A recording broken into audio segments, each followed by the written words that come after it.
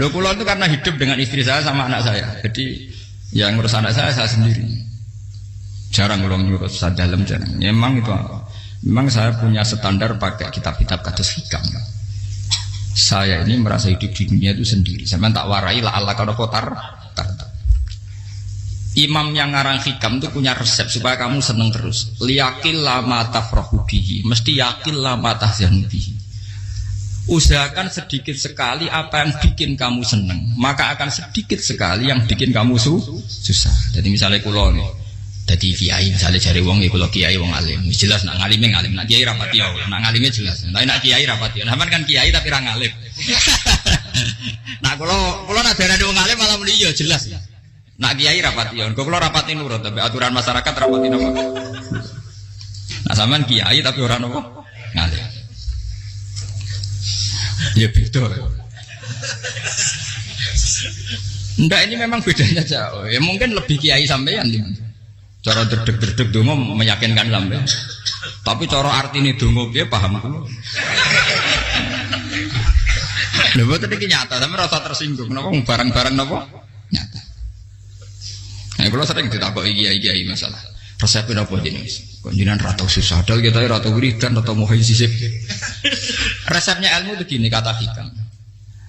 Ulama yang kayak hikam tuh pernah ngarang kitab tuh saking syukurnya entah saking angkuhnya terserah ngomentari. Kamu harus yakin bahwa di sisa hidup Anda itu tidak akan maksiat lagi. Sehingga kalau kamu ditakdir maksiat, anggap saja akhlu maksiatin kudirat alika. Anggap itu yang siapa yang menganggap mohal bahwa dia tidak akan dosa sampai mati, berarti menganggap Tuhan itu lemah. Karena cara berpikir kita kan bayangkan hidup itu 40 tahun lagi. Misalnya saya sekarang umur 40, bayang urip kadang 4 tahun meneh. Sampean misalnya umur selawe, bayang selawe tahun meneh. Sehingga nganggap dalam durasi selawe tahun kok orang maksiat kan mohal. Apalagi sampai sudah tahu maksiat itu bakatem, paham?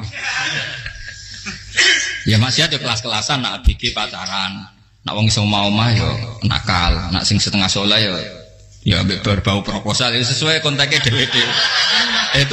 Itu kan urusan masing-masing. Ya itu kan urusan masing. Wae wakisabu ala wa ngono ora ana sing roh wae wakisabu. Ala. Ngrobongan wali songo, mbok kangen wali songo, mbok golek selisih wa napa? Alam. Sing roh pangeran piyam. Mbok kangen wali, mbok golek selisih margin. Niku pokoke wa napa? Ya itu kan urusan jenengan mbek pangeran, mboten urusan kula. Tapi tetap saya sebagai ulama mengingatkan, niat itu ditoto. Begini, ulama dulu tuh ngitung hidup itu hanya 2 menit 2 detik. Sehingga dia ya gampang saja. Kayak imam, kayak kanjeng Nabi itu, ya Rasulullah kenapa tidak menyediakan makan untuk besok? Loh, saya itu tidak yakin kalau hidup saya sampai besok. Ya sudah begitu cara, ya sudah tenang saja. Kalau sampean kan bayangkan hidup 4 tahun lagi, 5 tahun lagi, sehingga arah mangan ya wedi tenan. Padahal bolak-balik zaman cilik arah mangan tetap ya wedi. Jadi cara berpikir Nabi itu begitu. Begitu juga cara pikir sahabat, cara pikir ulama-ulama yang waras itu begitu. Loh, saya itu pernah melarat di Jogja zaman pertama merantau. Itu kalau santai saya bilang, Gus kok tidak punya beras nih? Tapi apa yakin nak sesuk urip palu? Kowe butuh mangan sesuk, anak sesuk ijek napa? Cara berpikir ulama itu begitu. Sehingga melihat maksiat juga gitu. Alhamdulillah aku ijek urip 1 detik, 2 detik, 2 menit. Sehingga hidup. Dan itu sudah cukup untuk lafadzkan la ilaha illallah. Makanya kata yang ngarang hikam, betapa murahnya Allah. Surga itu hanya bisa dibeli dengan 2 menit. Karena surga itu senilai la ilaha illallah. Miftahul jannah la ilaha illallah. Itu cukup 1 menit. Berarti surga itu regane mau 1 menit. Dan karena dia nganggap hidup itu 1 menit ke depan la ilaha illallah. Ya sudah. Dia ngitungnya hidup itu per menit. Kalau sampean kan enggak, per 10 tahun, per 20 tahun. Sehingga kriminal betul. Cara pandang sampean itu kriminal betul. Sehingga bayang kudu di duwe, kudu di bojo, nak kiai kudu di pengaruh. Lah kalau saya enggak. Saya meskipun tidak sehebat itu, tapi mewarisi keilmuan mereka. Jadi misalnya saya jadi ulama, itu bayang non, di santri musito. Islam pokoknya ke Ahmadiyah ya gitu saja. Ya pokoknya ya sudah gitu. Orang bayang no santri sing pampinan takwa khusyuk salam tempel demen gelo, demen apa? Lo tanyakan santri-santri saya itu mungkin belum pernah nyuri istri saya bikin kopi. Bisa dihitung. Karena saya itu sederhana saja. Misalnya saya pergi dari Jogja, ini yang nyata salah. Bayang no bojo gue semaca gawekno kopi, bukakno lawang malah kecewa. Seperti umumnya orang kan gitu. Semerantau ada gak bojoku nyuambut, digawekno kopi, digodhogno banyu hangat teman, bareng teko bojone wangep kukur-kukur. Karena tarifnya dia ideal, maka mudah kecewa kalau itu tidak terjadi. Nak kula mboten, sebayangno kaya Jogja, bojoku cek utuh Islam, nak salat 5 bulan ya sudah gitu. Pakai standar-standar yang minimalis. Saya dari rumah bangun sampai ngaji ya, pokoknya melek, ya sudah nak sholat demadem nopo, mulanya sudah gitu. Andai kan saya pakai standar maksimal, maka akan mudah kecewa. Rasulullah juga begitu. Rasulullah itu ngadepi Sayyidah Aisyah, itu ya begitu, ngadepi Hasan Husain. Sehingga tidak ada cerita Nabi mudah kecewa, betul. Karena Nabi bayangkan anak istrinya itu ya minimalis sekali, urusan dunia maksudnya minimalis sekali. Misalnya Nabi pagi-pagi tanya, ya Aisyah apa ada sarapan? Enggak ya Rasulullah, ya idzan asumu kan itu saya puasa.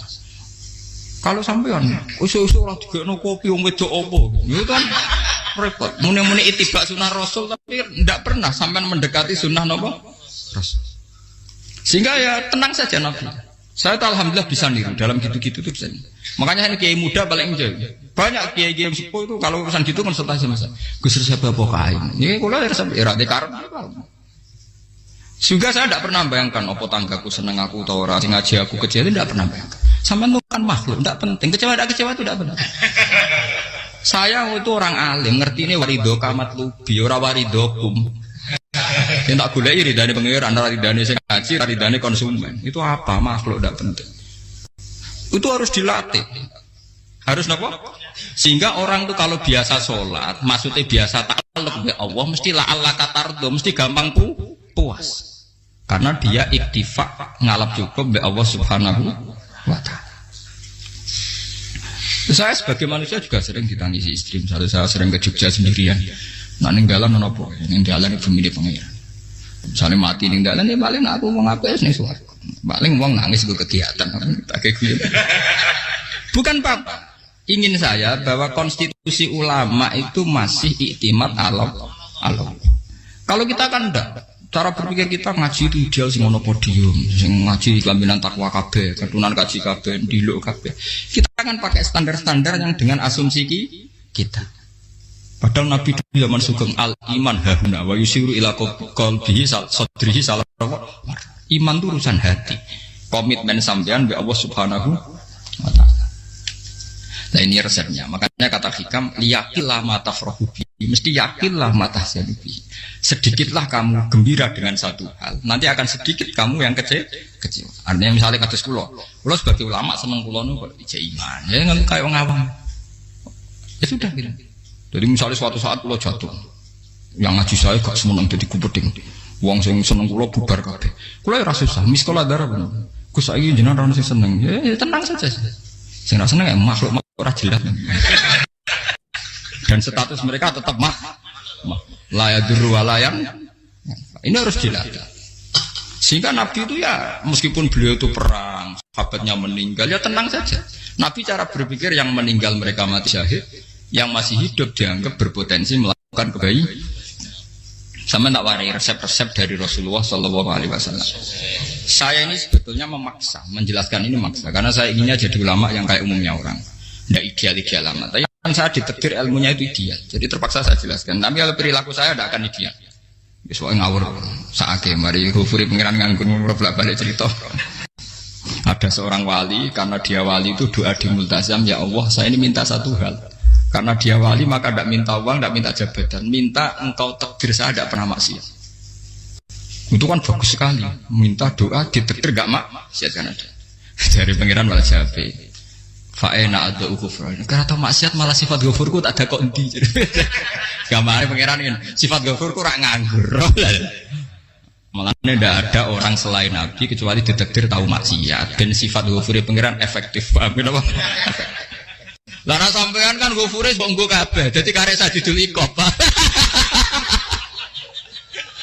Karena maksiate sampean sering. Jadi sifat ghafure wis berlaku aktif. Saya karek nunggu sifat sajidul iqab. Paham ya? Itu beda dengan wali-wali. Sifat sajidul iqab mau aktif mereka tidak punya dosa. Malah pangeran bingung gak kok sifat ghafure. Apa Apa tak dakoki Ghafur atau dosa. Didakoki Sadid itu kok gak tahu maksiat. Jadi pangeran malah sing bingung. Nak kowe ora tau maksiat Ghafur kok tak dakoki. Kok ora tau maksiat wong iku ora tau apa? Didakoki Sadid itu kok gak mungkin atau maksiat. Lah pangeran ape dakok Ghafur kan syaratnya dosa sik. Sampeyan kan walian. Ghafure wis dientekno. Keseringan kepake, paham ya? Karek nopo. Karek Sadid itu. Ya itu memang standar Tuhan. Semua Quran itu kalau nyeritakan gitu. Nabi ibadi anni anal ghafurur rahim. Kaulaku ceritani aku ghafurur rahim, tapi yo ceritani wa anna adabi wal adabul alim. Jadi Nabi ibadi anni anal ghafurur rahim wa anna adabi wal adabul alim.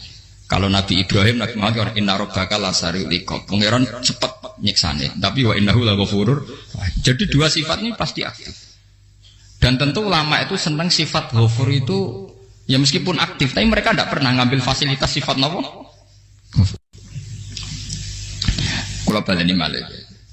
Sehingga kayak Sayyidina Umar radhiyallahu anhu ketika beliau pertama jadi khalifah, ini cerita di kitab Hayati Sahabat. Pertama dia jadi khalifah, orang mengira dia akan ngomong hal-hal yang besar, visi besar tentang negara, visi besar tentang izzatil Islam wal muslim. Tapi ketika Umar pertama pidato begini, ayuhal muslimun ayuhan nas, ana, jari kata Sayyidina Umar, ana hulamun min bani maksud, akulu min kholati. Saya ini pemuda dari Bani Mahsub.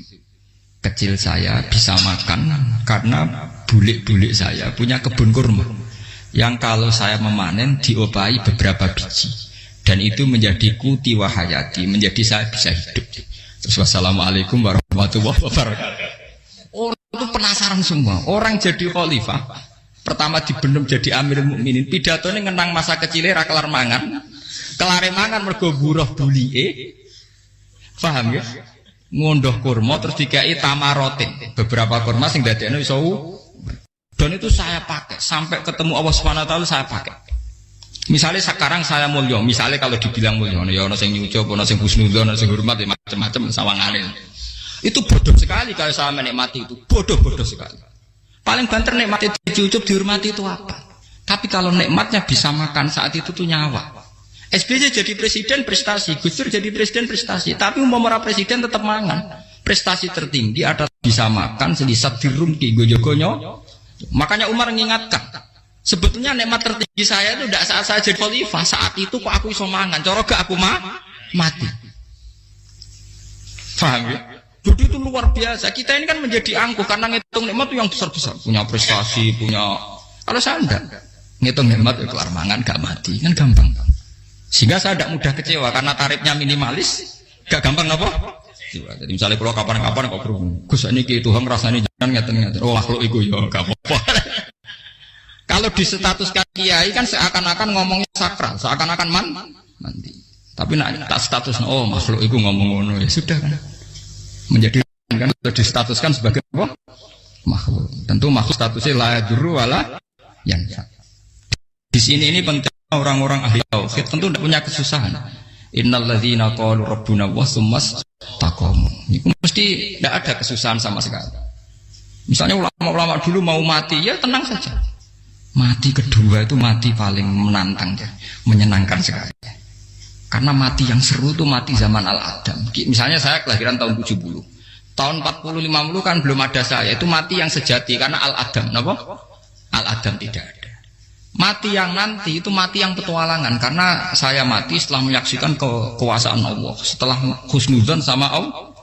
Sehingga mati yang menuruti kerinduan. Akan ketemu sang kekasih. Makanya Jalaluddin Ar-Rumi ketika mau meninggal dan orang-orang muridnya nangis, dia marah-marah. Hei murid-muridku, betapa bodohnya engkau. Saat kayak ini yang saya tunggu.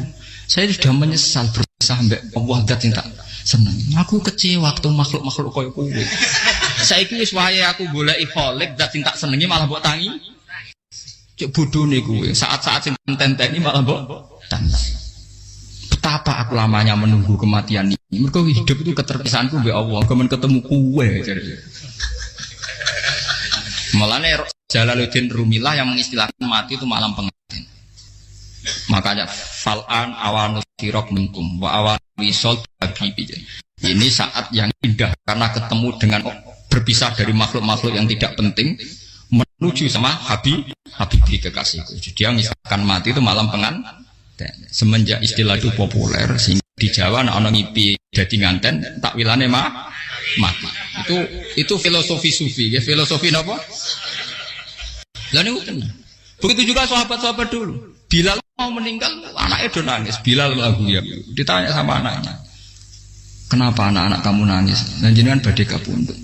Aku malah seneng nang mati. Hudan nalqal akhibah Muhammadan wa hisbah. Aku nak urip ketemune mbek kowe terus.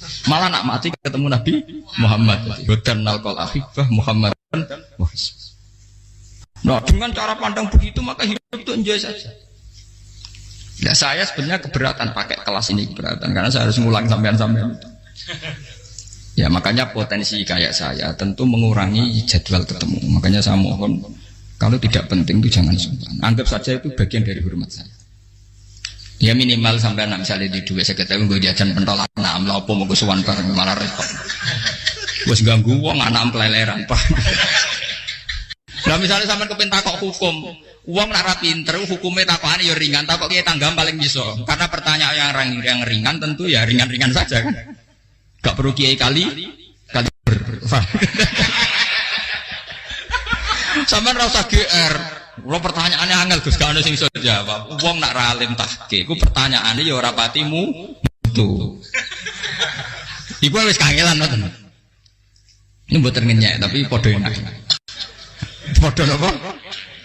Makanya kalau latih. Jadi hikam sendiri itu ada manhaj, ada metode. Kalau orang supaya tardo, liyakil lama tafrohubi, yakil lama tahsenu. Anak saya itu kalau habis main pulang, itu saya senengnya pol. Istri saya pernah jangan. Gus, anak mulai senengnya. Dek biro-biro, anakku gemulai nih ngomah. Misalnya terus biye. Saya terus anakku lo main mulai itu seneng. Biro-biro anakku mulai nih ngomah.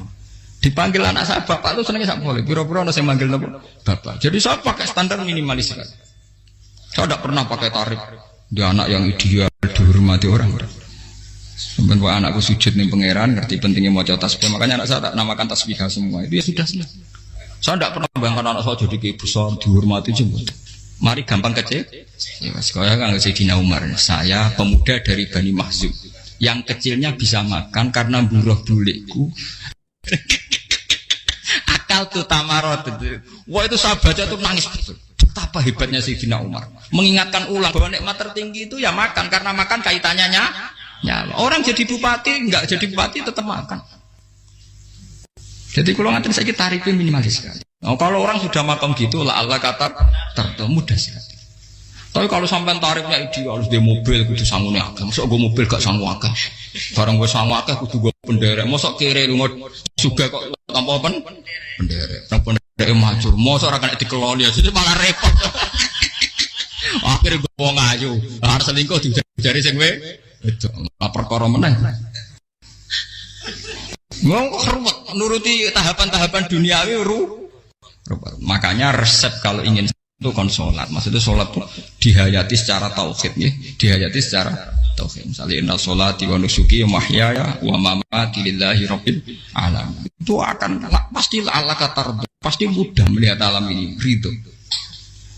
Ini satu sekelumit ya, di resep orang ulama yang saya meniru beberapa di kitab Hayati Sahabat, di kitab Hikam dan meniru terutama semuanya sanad dari Rasulullah Shallallahu Alaihi Wasallam. Makanya suatu saat Nabi itu kagum. Abdullah bin Mas'ud itu jalan dan dikawal oleh beberapa malaikat. Terus Nabi itu heran. Ya kenapa itu selalu mengawal kamu? Kata Abdullah bin Mas'ud, ya Rasulullah, inilah akhtu khutwatan illa wa azunnu alla akhtu wa ukhra. Wa ma aqaltu luqmatan illa wa azunnu alla alqamu ukhra. Saya itu tidak melangkah kecuali saya tidak pernah yakin apa betul saya bisa melangkah lagi. Jadi perlangkahnya itu dia iktimat Allah. Dan saya tidak pernah mengunyah satu punyaan kecuali saya tidak yakin apa betul saya bisa mengunyah lagi. Setiap punyanya tetap semuanya berada bismillah. Semua itu atas nama pertolongan atas kata Rasulullah. Orang kakak andikan saya ada nabi terakhir itu jadi nabi. Jadi kemana? Makanya dulu Nabi itu sering ngendikan, adekan orang-orang kayak gitu itu ada nubuah, tentu mereka punya derajat nopo nubuah. Jadi tidak jadi Nabi tapi punya derajat nopo nubuah. Lah orang yang cara berpikir gitu tentu tidak khawatir apa yang hilang dari dirinya, karena dia berkontrak dengan Tuhan hanya per menit per detik. Jika mempunyai resep al-mu'min yusiru sana Allah ayakuna li nafsi zakiron. Seorang mukmin yang sejati tentu kontaknya dengan Allah Subhanahu wa taala, dan dia tidak pernah ingat dirinya sendiri. Kayak sampai napas umat tapi Allahu Akbar, Allah Maha Besar, subhanak. Selalu ana wong ngrasani termasuk lali utange barang itu. Tapi yang jelas kan menjadi enjoy dengan dirinya sendiri. Paham ya? Menjadi enjoy dengan dirinya. Karena dia tidak sering punya kontrak dengan makhluk. Nah ini maksudnya ala kamu. Janganlah ala kata kamu pandang. Apa nak sholat terus kabul kajati. Apa nak sholat terus untuk duit ya ber. Karena cara pikir iso aja nak duit ya. Duit ya. Dan ini resep ya. Dan resep ini dari ulama-ulama yang istinad ila Rasulullah Shallallahu Alaihi Wasallam. Karena kalau Nabi itu memang cara pandang. Aisyah itu pernah ditanya. Ya Aisyah, saya ini ingin makan. Apa daging yang dari sahabat ini masih? Wah ya Rasulullah sudah habis karena tak kasihkan tetangga. Itu Nabi tidak marah-marah, malah bilang, kamu benar Aisyah. Biru yang kamu kasihkan tuh yang masih. Kau nak daging dipangan dewe kadang nuruti nafsu. Nak dikekno wong sudah kau nuruti perintahnya jadi kanjeng Nabi. Beneran Aisyah. Daging ngijek. Mau kalau nanti yang malah ijek. Sing bogo sudah kau malah sing ijek. Cara berpikir Nabi itu begitu. Tapi tahu-tahu disederhanakan sunnah Nabi serbanan. Lah itu kan ya memang itu bagian dari sunnah Nabi, tapi sunnah seharga 10.000. Paham ya? Ya monggo mawon sampean sunnah Nabi serbanan gitu, tapi itu sunnah yang bisa dibeli dengan murah. Hakikatnya sunnah Nabi itu rata-rata bentuknya perilaku, napa? Sampeyan delok dawuh Aisyah tengene tiba berjanji kana khuluquhul Qur'an wa shimatuhul ghufran yansahu lil insan wa yafsahu fil ihsan wa ya'fu 'anil dzambi idza kana fi haqqihi wa sababi. Kana khuluquhul Qur'an, nabi ku akhlak dasare wis kaya Quran plek. Urusane akhlak. Wa shimatuhul ghufran, ciri utama sifatnya nabi gampang nyepuro. Yansahu lil insan, dan nabi punya niat baik pada seluruh manusia. Wayaf sahufil ihsan, sering melakukan ihsan. Dan sunnah Nabi ngoten kan luwih sering kula Quran ya wis hafal mulan. Wasimatu kufur kula gampang nyebut sampean ngaji angop ora tau tamu. Yang sahulil insan kula bedina nate tiyang mulan. Wayaf sahufil ihsan tak ge gampang. Kula mulan ora tau. Itu sakmene kudu podium kudu wong dilo ya ora. Pokoke akhir kiamat dia ya madhep mulon ya sudah. Loh itu kan dawuh Aisyah ketika ditanya kaifa kana khuluqu Rasulillah. Dan itu semua dijawab oleh ahwal, oleh sebuah perilaku. Tidak ada Aisyah jawab nganggo atribut. Oh Nabi itu serbanan. Tidak ada itu. Memang itu sunnah ya, satu itu sunnah kan jangan salah paham ya. Tapi itu sunnah yang tidak dijawab oleh Aisyah. Sunnah yang sampean jawab sendiri paham. Aisyah yang istrinya Rasulullah ketika ditanya kaifa kana khuluqu Rasulillah, beliau jawab kana khuluquhul Qur'an wa simatuhul ghufran yansahu lil insan wa yafsahu fil ihsan. Semuanya akhwal wa ya'fu 'anil dzambi idza kana fi haqqihi wa sababi wa idza dia haqqu wa lam yakun li ahadi marra'ahu badihatan haba wa idza ta'ahul miskinu ajaba yaqulul haqqa walau kana murra wa la yutmiru lil muslimin hisau waladur. Semuanya itu akhwal, satu perilaku sosial. Saya mengakui kalau serbanan sunat, ya saya ngakui. Tapi sunnah wis karena saya mewakili yang akhwal tadi, yang apa? Lah mungkin untuk sampeyan, monggo kalau untuk ngisi sunnah. Tapi mbok ya adil. Ini bukan kritik mboten nggih. Yang meyakini serban sunat kan sudah banyak dan itu bagus. Tapi cobalah juga meyakini ahwalu Rasulillah. Makanya mansana sunnatan itu rata-rata ulama maknani siapa yang ikut sunnahnya Nabi. Rata-rata ulama nafsir ahwalu Rasulillah wa af'alu.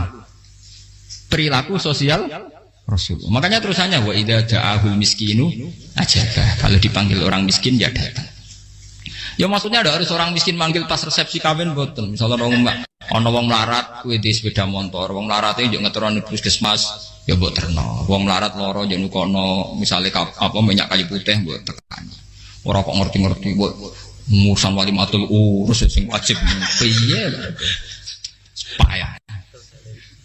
Dolan padahal miskin aja pe ora ana hadise urusan wali matul urusan mboten. Kalau orang miskin manggil ya dalam riwayat hadis ya Nabi sering dipanggil orang miskin ya Rasulullah mbok datang ke rumahku ada apa terus ya Nabi saya tuh ingin rumahku sing elek jenengan nanti sholat teng mriku ya Nabi datang ya sholat saja ya ora jaman fi ayyi makanin aradta an usolliya fi kamu di tempat mana kamu seneng sholat teng mriki ya Rasulullah ya Nabi sholat sing ngundang ya waras pisan kenangan mek Nabi kok mae dienggo sholat Nabi ampean tahu tanggung kiai kon sholat kon promosekno anakmu iku paham Kiai itu nggak nugih kersane ketampi PNS waduh. Padahal kiai ini dia anak era PNS. Kalau dulu kan sahabat ngundang Nabi itu ya gitu. Ya Rasulullah saya itu ingin sekali engkau sholat di rumahku. Fa'takhidahu musollan. Kemudian tempat yang pernah engkau sholati mau tak pakai musola pribadi. Makanya masjid kiblat itu rumahnya sahabat. Karena dulu Nabi pernah sholat di satu tempat. Adalah ono perintah tahlilul kiblat itu di rumahnya sahabat. Itu sahabat dulu itu kalau ngaturin Nabi itu kenanya ingin Nabi pernah sholat di situ. Nah, ilmu ngeten ini mentek. Ya untungnya nonton kulo. Jadi ono sing eling-eling ya Bang. Nah, teman kudu syukur ya. Artinya syukur ya. Orang kayak saya itu tidak usah sampean dikte-dikte ngikuti hukum adat. Kalau ngoten sampean gelo mergo kula ora iso teko, kula ya gelo perkarane ulama kok mbok atur. Makanya saya sering guyon cerita saya itu kalau di pasar Pandangan dulu tuh anyaran boyong sering di pasar ditanya sama Gus wong alim kok di pasar piye aneh tuh ya aneh kuwi aneh piye bodohnya wong alim kadang masyarakat tuh tidak sadar keanehan dirinya sendiri mereka enak saja merasa kalau orang alim ke pasar itu aneh mereka tidak sadar orang bodohnya wong alim ya aneh enak saja mereka mikir sepi paham ini supaya sampean la Allah kan apa makanya untuk Rasulullah Nabi itu sering ngendikan nek ana tamu hormati tapi etika mertamu di Rasulullah itu walakin idza du'aitum mertamu Nabi itu nunggu ditimbali walakin idza du'itum du'iya mabni majhul ketika kamu ditimbali fat jadi ya ayyuhalladzina amanu la tadkhulu buyutan nabiyyi illa ayyudzana lakum jadi untuk sowan Nabi itu nunggu dipang ya, meskipun sahabat tuh rindu Nabi, tidak berani sowan ke dalamnya Nabi. Kalau ingin ketemu Nabi di barno pas sholat jamaah, karena Nabi pasti keluar di mas. Andai kan Nabi lima tamu di rumah, ya rasido dadi Nabi. Aman nompo tamu.